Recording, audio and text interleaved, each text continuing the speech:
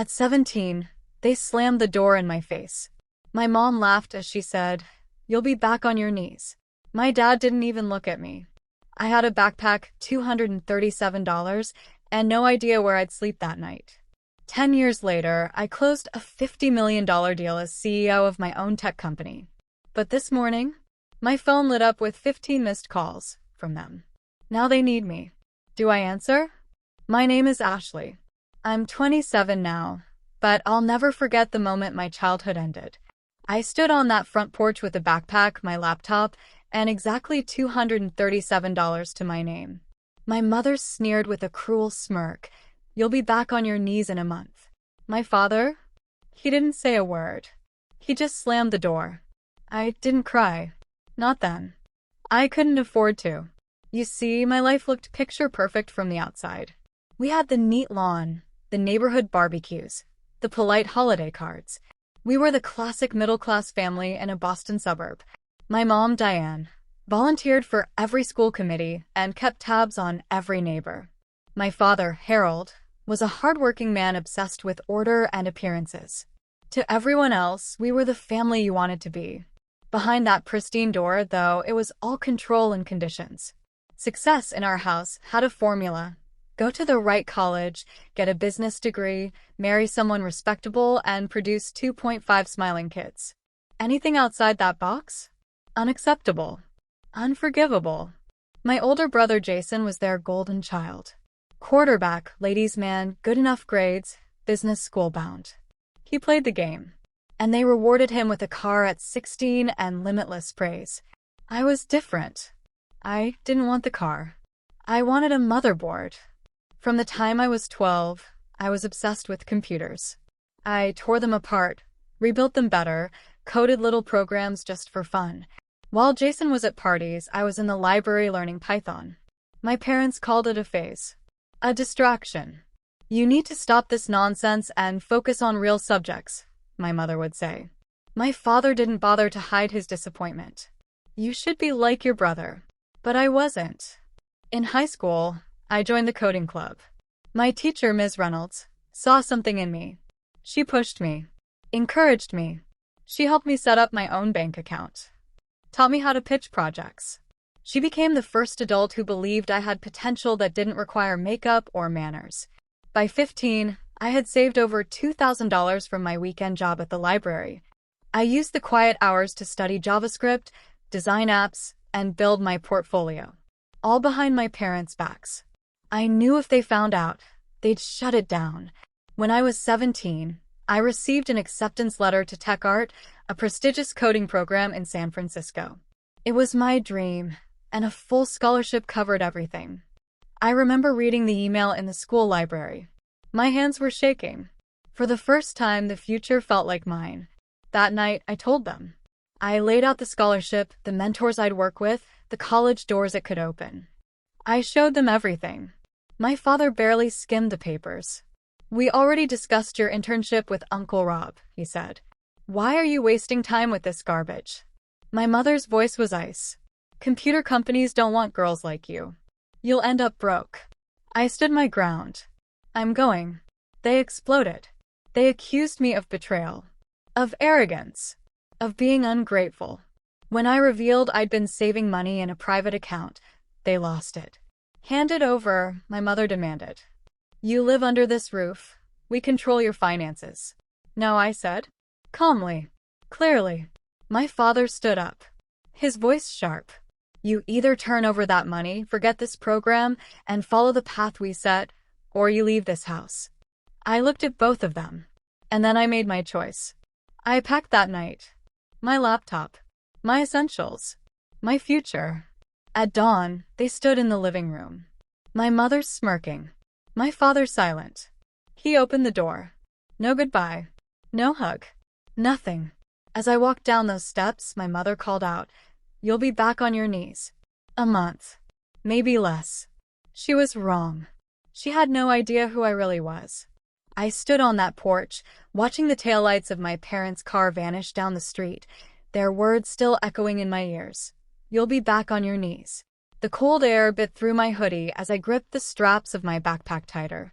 I was only 17, freshly disowned and technically homeless, with nothing but a few $100s, a laptop, and the knowledge that I had to make this work, because going back wasn't an option. The first night was the hardest. I slept at Emma's place, curled up on her family's old pull-out couch with a lump in my throat. Her mom, Karen, handed me a cup of tea and said, "You've got 2 weeks, Ashley. Use them wisely." I nodded. There were no promises, no safety nets, just a countdown and the drive to prove everyone wrong. I went to school the next day, pretending nothing had happened. I smiled, answered questions in class, submitted my assignments. But inside, a storm raged. I wasn't just battling my parents' rejection. I was battling fear. Real fear. The kind that makes your hands shake when you swipe your debit card, wondering if it'll go through. The kind that turns every closed door into a question mark about your future. After school, I took the bus to the local library, my old job. I picked up extra shifts, shelved books, mopped floors, and spent every spare minute in the back reading more advanced coding books. I had 3 goals: keep my grades up, stay out of sight, and save enough to survive until the tech art program in the summer. Karen was kind but firm. "Don't let this house become your crutch," she reminded me. And I didn't. On day 10, I found a temporary gig helping a retired woman named Ruth with computer lessons. She was skeptical at first, but when I taught her to set up Zoom and email her grandkids in an hour, she offered me a deal, her basement in exchange for 3 dinners a week, cleaning, and tech help. It wasn't glamorous. It smelled like old books and mothballs. But it was mine. I made it livable: an air mattress, thrift store furniture, a plastic shelf for my clothes, and most importantly, a desk where I could code. That basement became my first lab, my first office, my first sanctuary. And Ruth became my unexpected ally.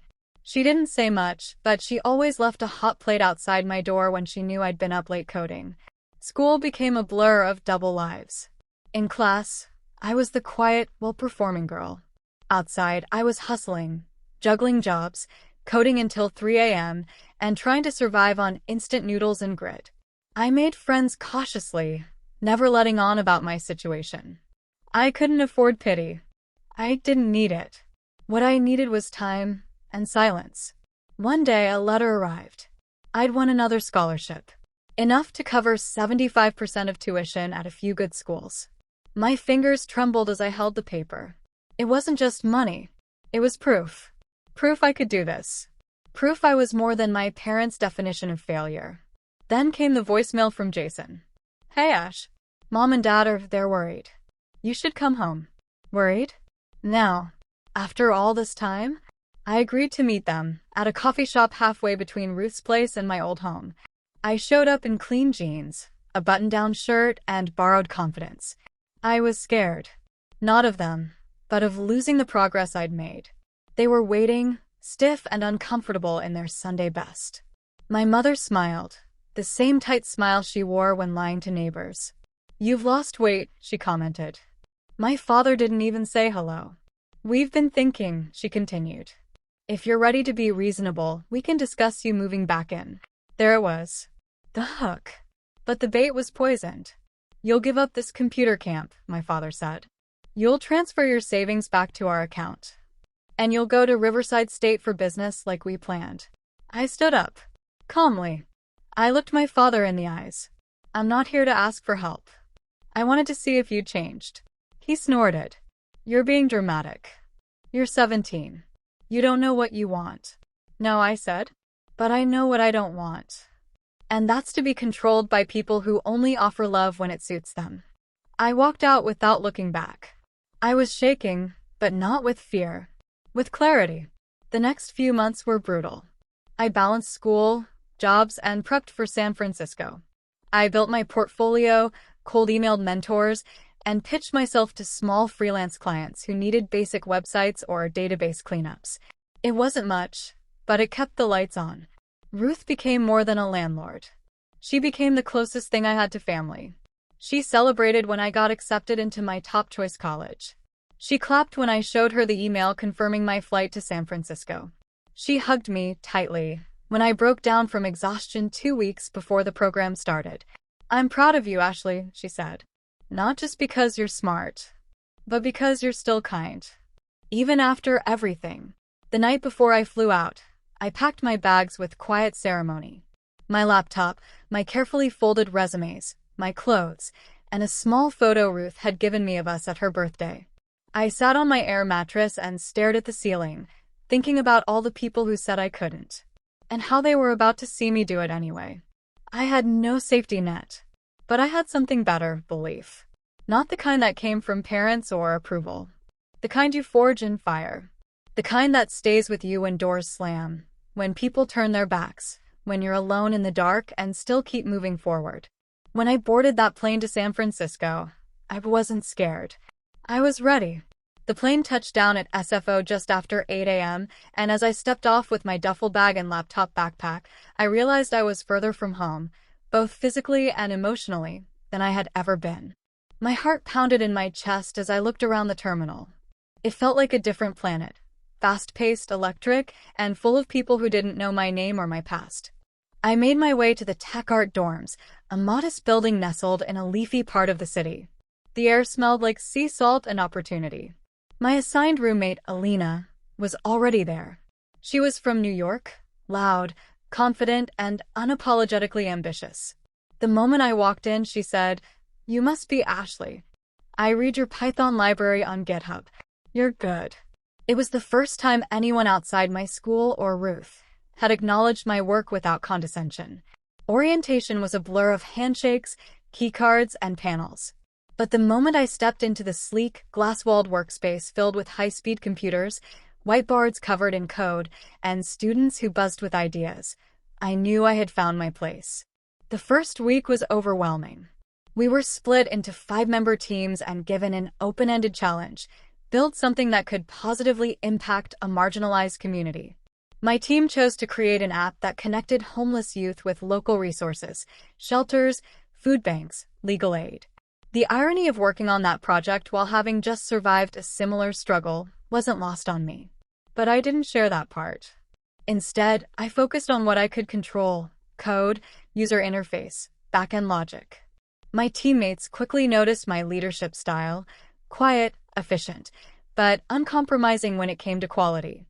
I didn't care about sounding smart in meetings. I cared about building something that worked.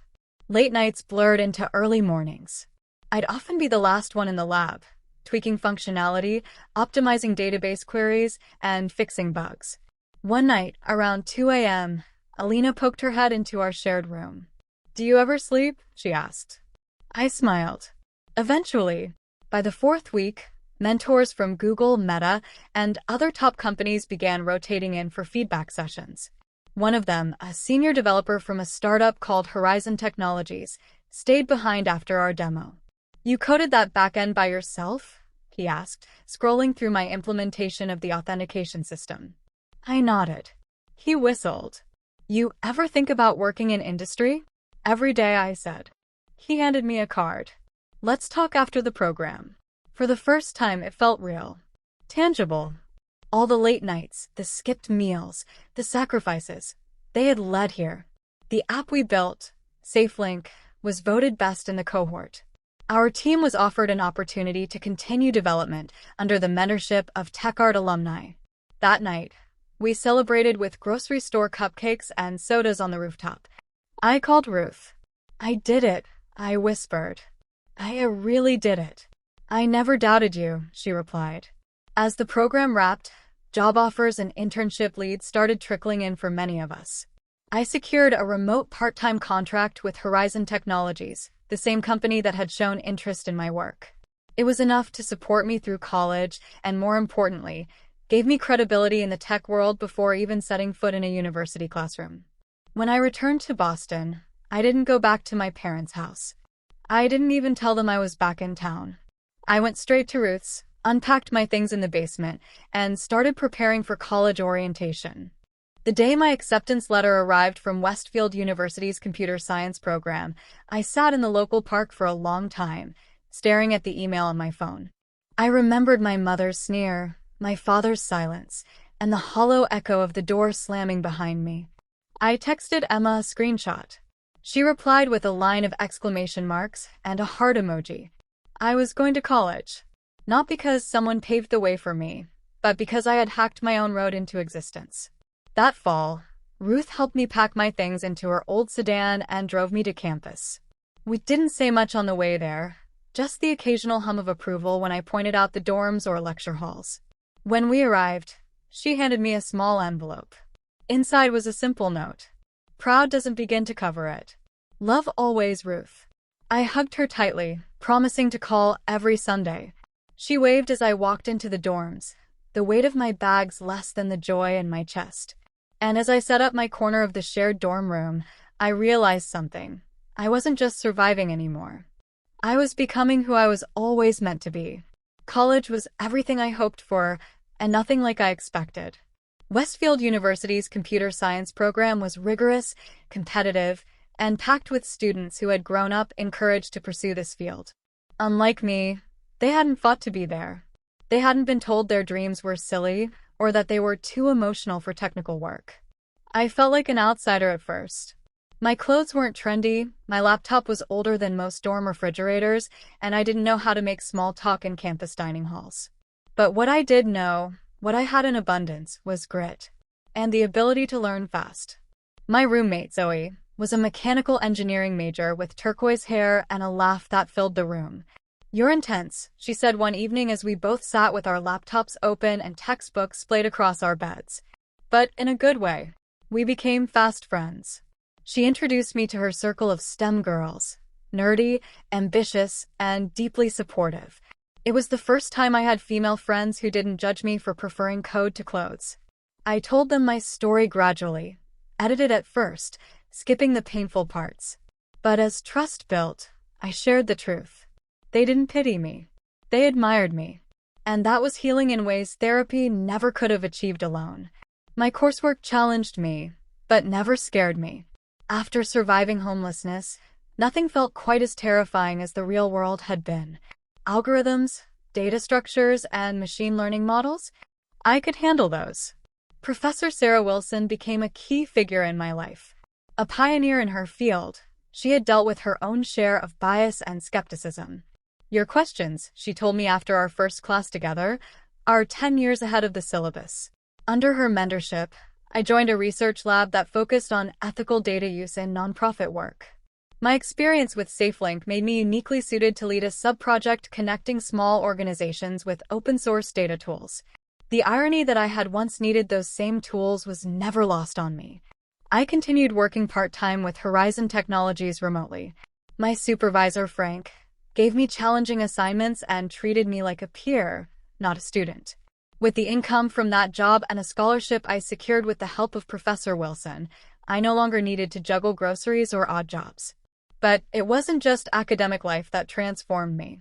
My personal life began to bloom, too. I joined a climbing gym with Zoe. I started attending weekend coding hackathons. I took a creative writing elective and surprised myself by loving it.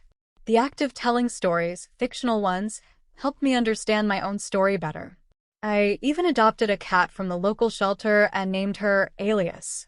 She curled up next to my keyboard as I coded late into the night. And then came winter break.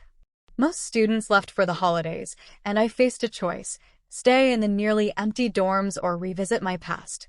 Ruth invited me to her house for Christmas dinner. So did Emma and her mom, Karen. I split the holiday between both, filled with warmth, laughter, and gratitude. Not once did I miss the cold silence of my parents' home.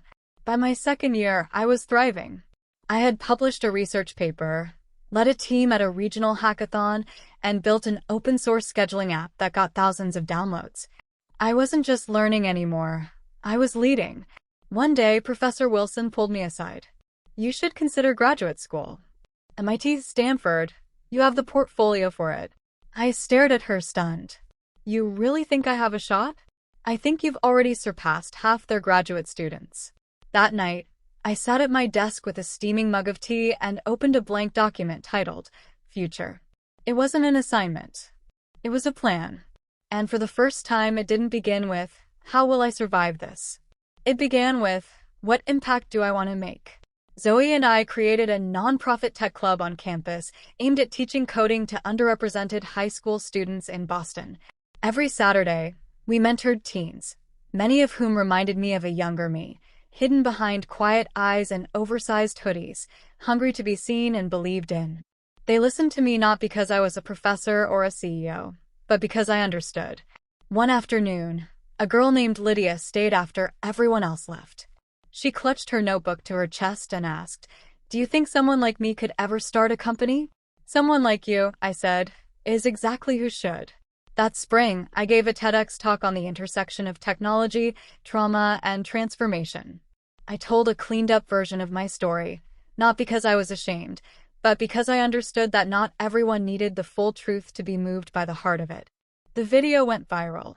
My inbox filled with messages from girls, women, students, and strangers.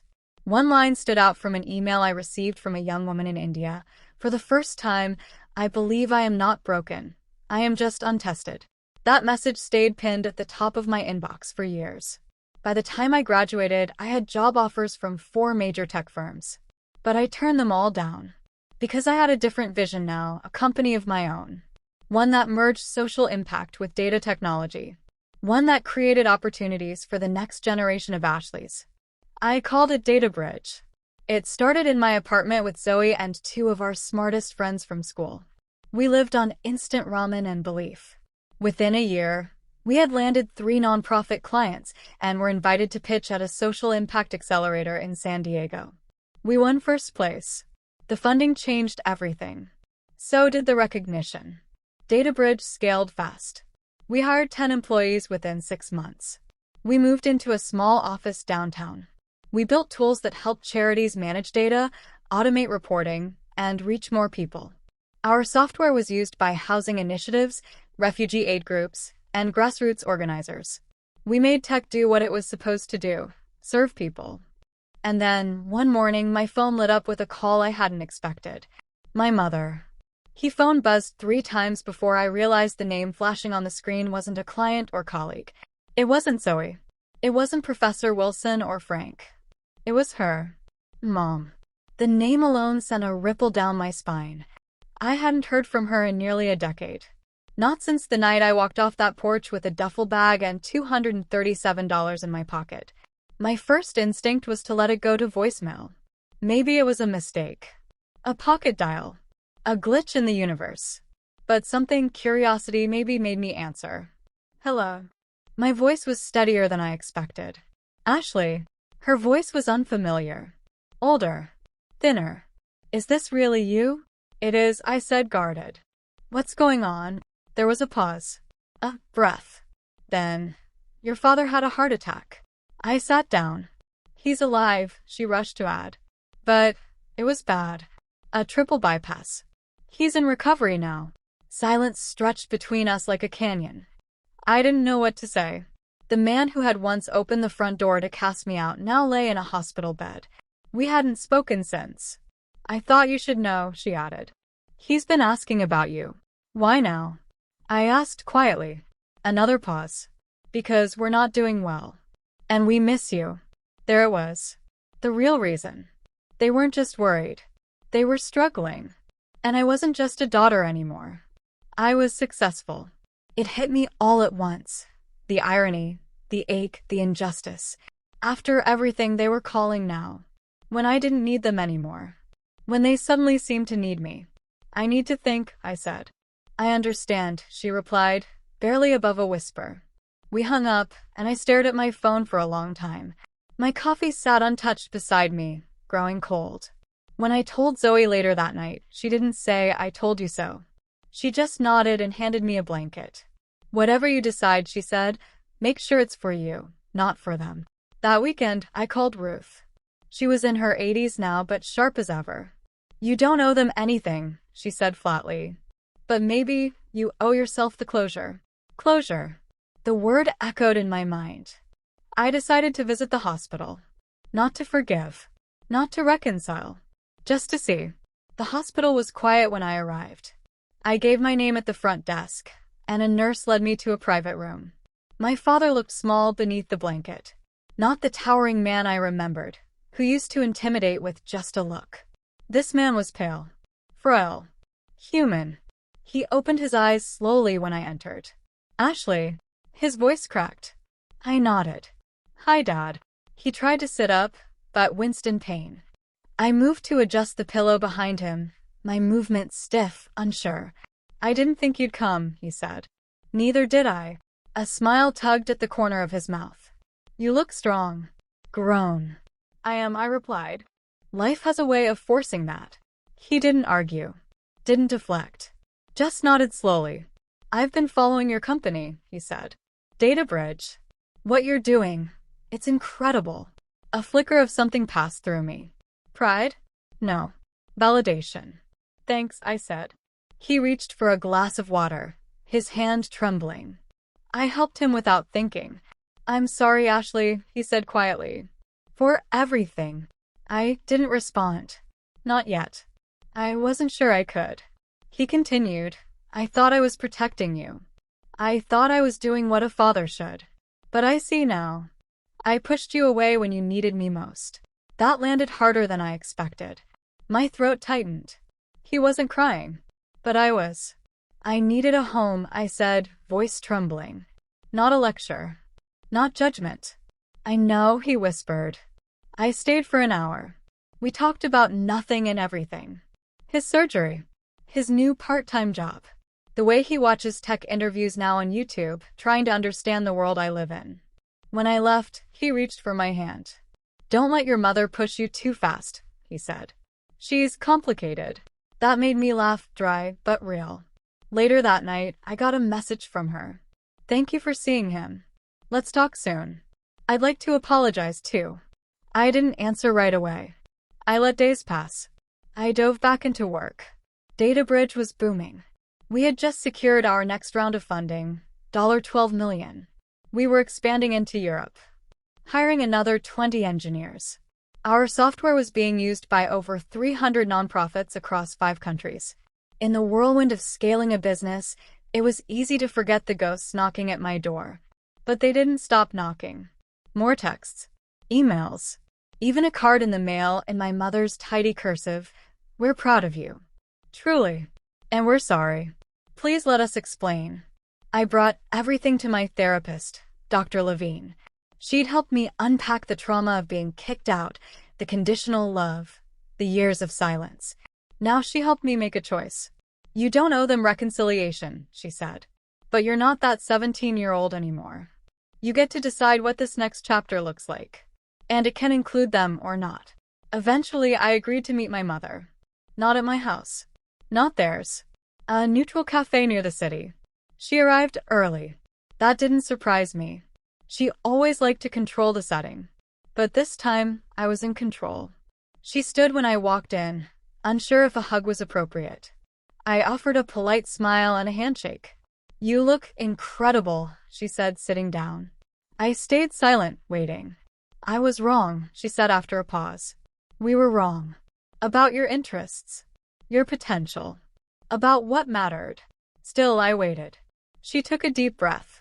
We wanted a version of you that made sense to us. But you created something far more extraordinary. And we didn't deserve to be part of it. Finally, something close to truth. I needed support, I said. Not control. I needed love, not conditions. I see that now. No, Mom. I don't think you do. You see it because it worked out. Because I'm successful now. Her eyes welled up. That's not fair. It's accurate, I said calmly. You didn't believe in me until someone else did. And that's the part one don't know how to forgive. The conversation wasn't easy. But it was honest. For the first time in my life, I saw her as flawed. Not the tyrant of my childhood, but a scared woman trying and failing to raise a daughter she didn't understand. We didn't leave with hugs or promises. But we agreed to try again. Slowly. On my terms. The next week, I got a package. Inside was a photo album labeled Ashley. It was filled with childhood photos I hadn't seen in years. Me with missing teeth. Me in a soccer uniform. Me asleep on my dad's chest. At the bottom was a note.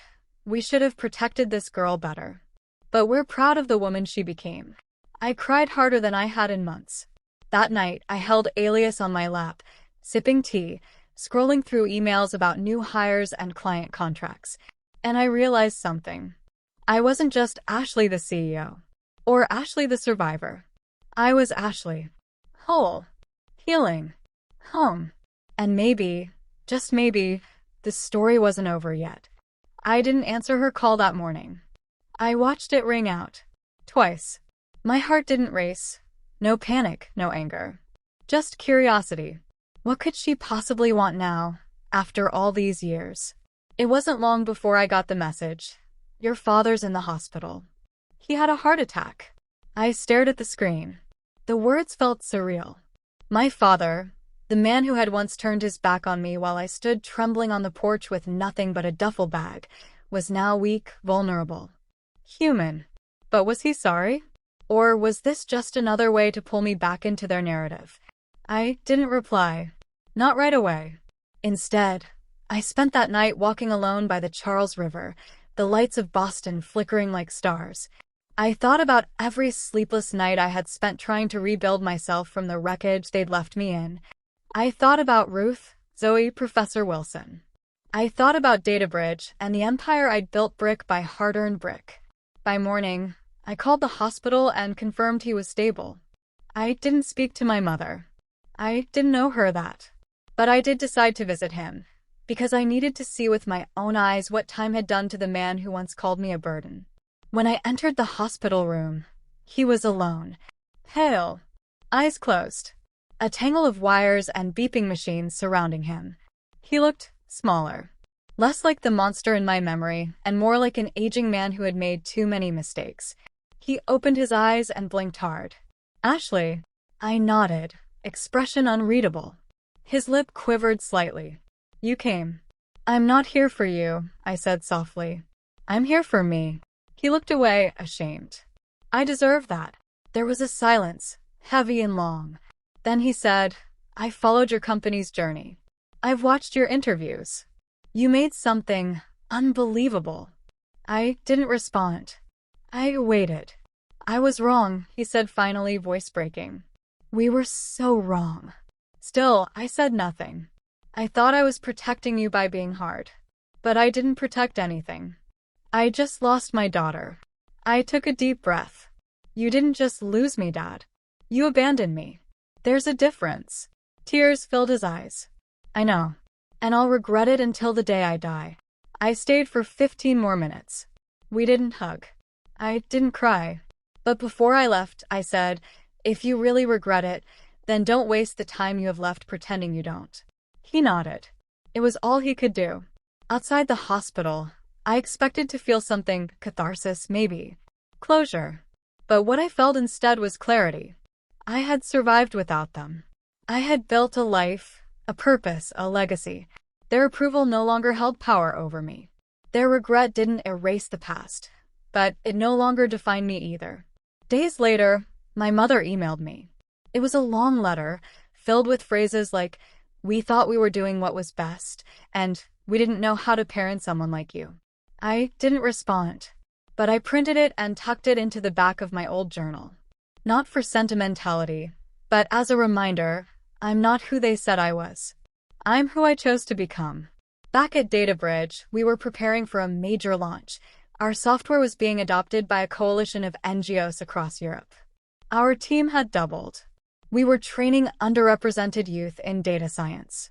We had impact, funding, and momentum. I stood in our new office, a sleek sunlit space filled with laughter, energy, and potential. Zoe walked up beside me, holding 2 mugs of coffee. You okay? She asked. I'm more than okay, I replied. I'm free. That weekend, I flew to San Diego for a conference. After my keynote speech, a girl about 17 came up to me. Nervous, eyes wide. You don't know me, she said, but I watched your TEDx talk last year. I was in foster care. I wanted to drop out.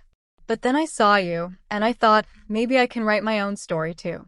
I bent slightly to meet her gaze. You can. You will. She smiled. I already got into college. Full scholarship. My heart swelled. You're going to change the world. That night, I sat by my hotel window, looking out over the Pacific. The tide was rolling in. The sky was lavender. And I thought, this is it. This is what healing looks like. Not the absence of scars, but the strength to walk despite them.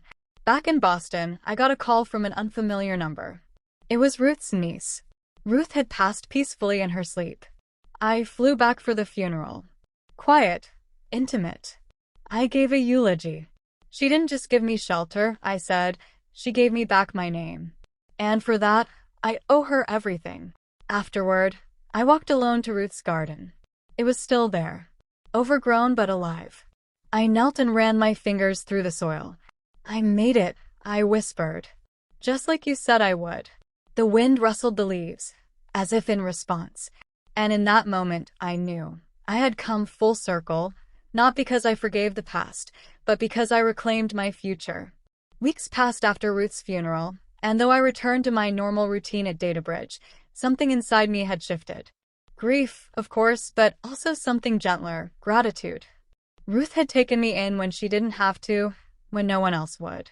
Her belief in me became the scaffolding of my resilience. Now it was my turn to do the same for others. I announced a new initiative at Data Bridge, the Ruth Fellowship, a year-long paid program for marginalized youth interested in tech. We'd provide housing stipends, mentorship, and full-time employment at the end of it. I pitched it to the board and investors not just as charity, but as a strategic investment in untapped genius. The vote was unanimous. The day we opened applications, we received over 600 responses in 24 hours. I spent that weekend reading through every submission. Single moms learning Python between shifts. Formerly incarcerated young adults trying to rebuild their lives. Queer teens kicked out like I once was. Their stories lit a fire in me. The cycle of rejection had to end, and if I had anything to say about it, it would end here. A week later, I sat across from Michael in our office cafe. I've been thinking about succession, I told him. He blinked. Already? I don't want to run this forever, I said. I want to make sure it lives beyond me, that it grows with the right people. I want to teach, mentor, maybe even write. He leaned forward. You want to lead the fellowship yourself? I nodded. Not forever, but for the first 2 cohorts at least. I want to be present. These kids deserve that. He smiled. Then let's build that runway. We'll shift your day-to-day, restructure leadership, and make it happen. We announced the Ruth Fellowship at a press event attended by hundreds. I took the stage, nerves tingling but voice clear. I was 17 when I lost my family, 18 when I slept in a stranger's basement, 27 when I closed my first investment round. But none of those milestones matter as much as this one. Because today we're not just building software. We're building bridges between who we were and who we could become. The room erupted in applause. That evening, as I rode home in the back of a car, I found a message from Zoe. A photo of her newborn daughter swaddled in a pale blue blanket. Meet Ruthie, the text said. She's named after a woman who taught us what real love looks like. I cried, openly unashamed. For Ruth. For Zoe. For that full circle moment. And then life kept moving. The first fellowship cohort moved into their apartments. I helped them shop for furniture, stocked fridges, and even taught the opening class myself, debugging your inner critic. They asked raw, brave questions. How do you keep going when your own family tells you you'll never be enough? I answered honestly. You stop asking them for directions. You build your own map. Meanwhile, my parents continued calling once a month. They respected my boundaries. Our conversations were polite, occasionally even warm, but the distance remained. One evening, my mother asked, "Do you ever think about moving back closer to us?" I paused, then replied, "I have a home, and it's not defined by geography." She didn't push further. That winter, I received an invitation to speak at a national education summit. The theme, resilience in adversity. I told my story again, but this time with less edge, more reflection. Afterward, a mother came up to me crying. My daughter wants to be an engineer. I never supported her. I didn't understand. Until now. I hugged her. It's not too late. Just listen to her. Really listen. When I returned home, I found a letter in the mail. Handwritten. My father's shaky penmanship. Ashley, I know you have every reason not to believe in us, but I see what you've done. I see the lives you're changing. I see the woman you've become. I failed you. I know that. But I want to be better now. Not for me, but because you've shown me it's possible. Love, Dad. For the first time, I allowed myself to believe he meant it. Months later, he visited the fellowship space, watched students present their data visualizations, listened as they shared their dreams. Afterward, he pulled me aside. "Thank you for letting me see this," he said. "It's the most important thing I've ever witnessed." We didn't speak again for a while, but that moment stood like a bridge between us. As the second year of the fellowship approached, I reflected on everything: the porch, the park bench, the basement, the boardroom. I had been every version of myself, and survived them all. One night, I added a final entry to the journal I'd started at 17. I am not broken. I am rebuilt. Brick by brick. Choice by choice. And I will never again apologize for the life I chose. 5 years had passed since Ruth's funeral, and 3 since we launched the first Ruth Fellowship cohort. Time moved differently now. Less frantic, more purposeful. I was 32, and life had finally settled into something both stable and expansive. DataBridge had outgrown our modest original office and now occupied 2 floors of a downtown high-rise. We served nonprofit clients across 17 countries, built partnerships with universities, and created products used by over 10,000 organizations worldwide. But those numbers, while impressive, weren't the real victory. The real victory was the ripple effect. Every week, I received updates from past Ruth Fellows, building startups, leading advocacy projects, returning to mentor the next group. One had launched a mental health app for queer youth. Another had returned to his hometown and started a tech club for underserved teens. They were proof that the future could be rewritten. I had stepped down as CEO the year prior. Michael now led the company with integrity and vision, just as I had hoped. I remained involved on the board, but my focus had shifted. I spent my days teaching, mentoring, and writing a book, Build the Bridge You Need, a blend of memoir and manifesto. The book's release triggered a new wave of attention. Media appearances, podcasts, speaking engagements. But one event stood out: an invitation to deliver the closing keynote at the International Tech for Good Summit in Amsterdam. As I stood backstage, adjusting the mic clip to my collar, I glanced at the front row. Zoe was there, holding now 5-year-old Ruthie on her lap. Michael sat beside them, flanked by 2 former fellows. And then I saw them, my parents. My mother in a navy blazer, clutching the program. My father thinner now, slower moving, but alert and present. We had come a long way. Not back to what we were, but forward into something new. Something imperfect, but real. The lights dimmed. My name was announced. Applause echoed. I stepped into the spotlight. 10 years ago, I was 22 and attending my first hackathon. I slept in a hostel, lived on granola bars, and pitched an idea no one believed in. Today, that idea is used by thousands. But I'm not here to talk about code. I'm here to talk about belief. When I was 17, I stood on a porch with a backpack and a broken heart. My parents had kicked me out, told me I'd come crawling back. I never did. But I also never stopped loving the idea of what a family could be. I just had to find a new one, and become it for others. I paused. The room was utterly still. I want you to remember something, I continued. You don't need permission to build a life. You don't need validation to start. You only need one spark of belief, yours. And once you have that, protect it. Nurture it. Use it to light the way for others. Thunderous applause followed, but I barely heard it.